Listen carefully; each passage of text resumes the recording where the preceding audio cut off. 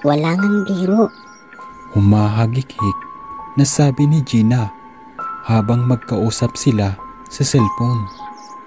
Pasalubungan mo nga ako ng siopaw asado.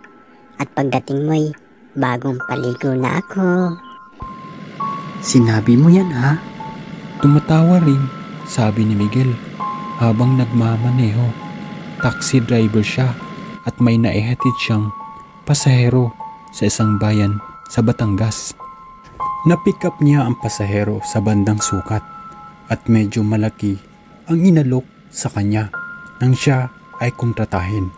Pabalik na siya sa Maynila nang tawagan niya si Gina.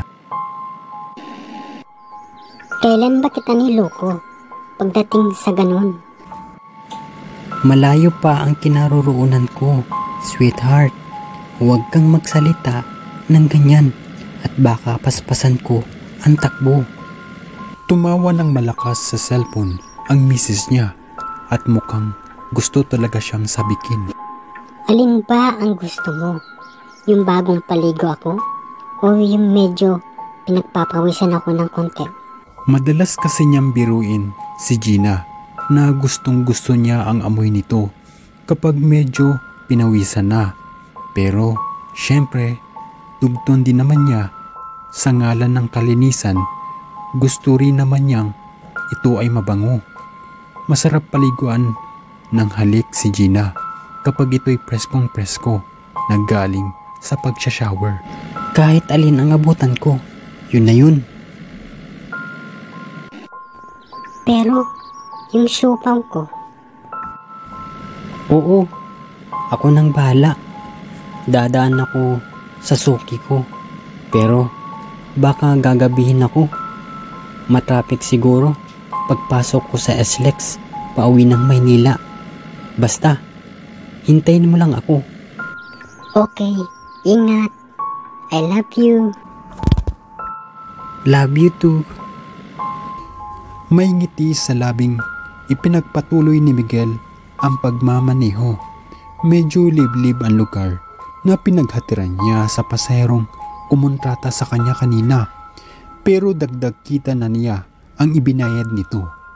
Kanina, bago siya parahin ng lalaki, ay may nakabukod na rin siyang kita sa labas ng kanyang boundary.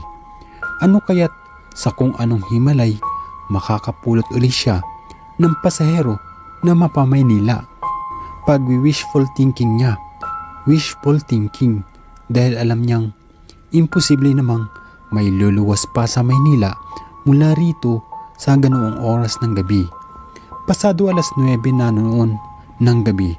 Kung di magiging masikip ang trapiko sa SLEX, mahigit 2 oras ay nakagarahe na siya sa Parañaque. Mula roon ay mag-jeep siya pauwi sa inuupahan nilang bahay ni Juan. Pero biglang napaminor si Miguel nang may matanaw na matandang lalaki. Napandalas ang kaway sa kanya. Pinara siya. Mukhang soswertehin yata talaga siya. Sa isip-isip ni Miguel, mga 4 na kilometro pat lalabas na siya noon sa National Highway. Hinintuan niya ang matandang lalaking nasa lilim ng isang malaking puno. Kabisado niya ang paghinto na ang pumaparay na sa mismong tapat ng passenger door. Nakalak ang pinto ng taxi at ibinabalang niya ng kunti ang bintanang salamin para makausap ito. At nang mabuksan ang bintana, saka lang napansin ni Miguel na puting t-shirt pala ang suot ng matandang lalaki.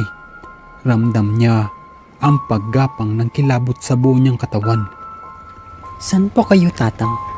Papuntang Maynila ba kayo? Magalang na tanong niya sa kabila ng takot na naramdaman. Matagal pa muna siya nitong tinitigan sa muka bago nagsalita. Hindi ako sasakay, Amang. Gusto lang kitang bigyan ng babala. Nangunot ang noo ni Miguel. Ano ang ibig niyong sabihin? Sa banda roon, malapit sa tulay na kawi, baka parahin ka ng isang babaeng nakaputing damit may kargang bata. Huwag na huwag mong isasakay, Amang. Huwag na huwag. At pagkasabi ni Yoy ay tinalikuran na siya ng matandang lalaki. Walang anumang naglakad palayo. Medyo nainis si Miguel. Hindi naman pala siya sasakay, ay inabala pa siya. Malayo-layo na rin sana ang distansyang natakbo niya kung di siya nito pinara. Naiiling na pinahurot niyang muli ang taxi. Binuksan ni Miguel ang car stereo kapag walang pasahero. Ugali niyang makinig ng malalakas na music. Dagling nawala sa kanyang isip ang tungkol sa matandang lalaking pumara sa kanya kani-kanina. At muling nanumbalik sa memorya ay ang pag-uusap nilang mag-asawa. Mag-aanim na buwan pa lang silang nakakasal ni Gina. May kaunti siyang saving sa bangko, pero pinili nilang magpakasal ng simple lang, sawis lang, at 4 na malalapit na kaibigan lang ang kanilang inimbita sa munting salo-salo sa isang restaurant. Tanaw na niya ang tulay na kahoy nang may nagmamadaling aninong tumakbo patungo sa gilid ng kalsada. Isang babae, at may karga itong bata. Dahan-dahang nagpreno si Miguel sa pag-aakalang isang kaso ng emergency. Baka may sakit ang bata at dadalhin sa pinakamalapit na ospital. Minsan din siyang naging bata at malapit na ring maging magulang. Nararamdaman na ni Miguel ang pakiramdam ng isang magulang na nag-aalala para sa kaligtasan ng anak. Hinintuan niya ang babae, pero nang buksan niya ang bintanang salamin, ewan kung bakit nabalot siya ng kakaibang kilabot. Di niya masyadong makita ang kabuuan ng mukha ng babae dahil natatakpan iyon ng nakalugay na buhok, at sa mismong pagsulyap niya sa batang karga nito, ano't parang bungo ang tingin niya. At iklap din napindot niya ang button ng power window. Sumara ang bintana sa gawi ng mag-ina. Kasabay niyon ay naalala niya ang paalala ng matandang lalaking unang pumara sa kanya. Halos lumundag ang taxi nang biglang bitawan ni Miguel ang clutch at diinan ang silinyador. At nang tingnan niya sa side mirror, di na niya natanaw ang babae. Sa bako-bakong kalsada, kumaldag-kaldag ang taxi dahil lalong binilisan ni Miguel ang pagmamaneho. Nakahinga lang siya ng maluwag nang sapitin ang National Highway.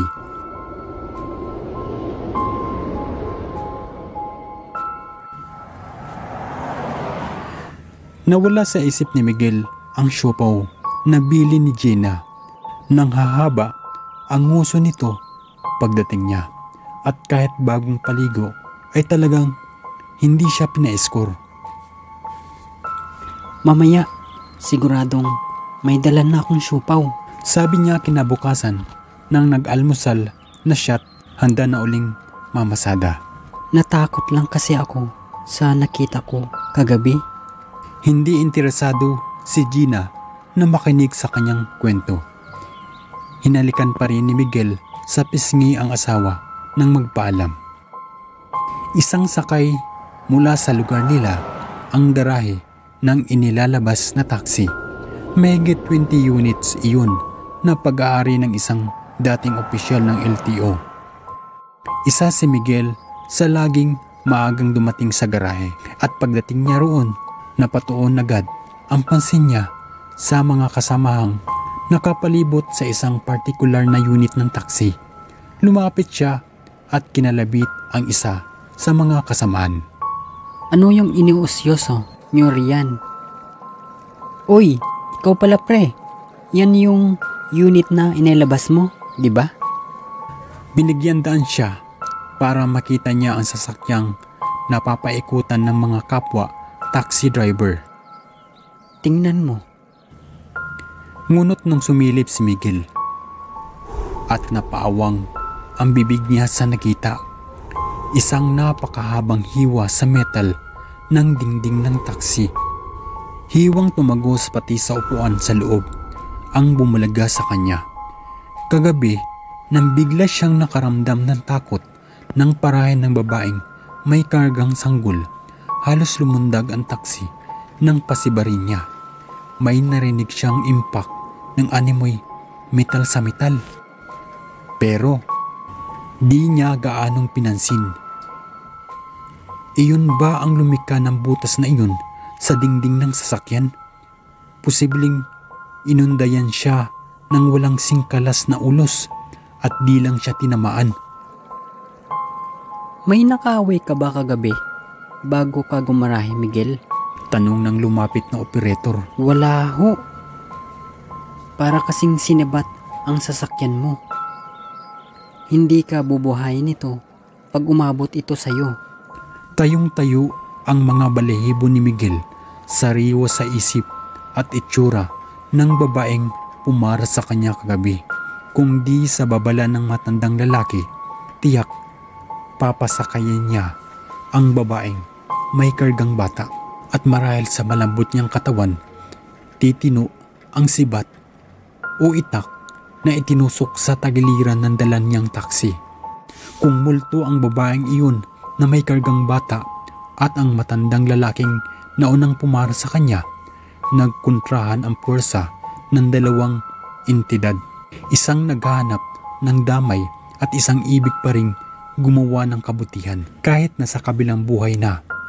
Hindi na muna namasada si Miguel ng araw na iyon. Umuwi muna siya, pero siniguro niyang dala niya ang pinaglilihian ng kanyang asawa.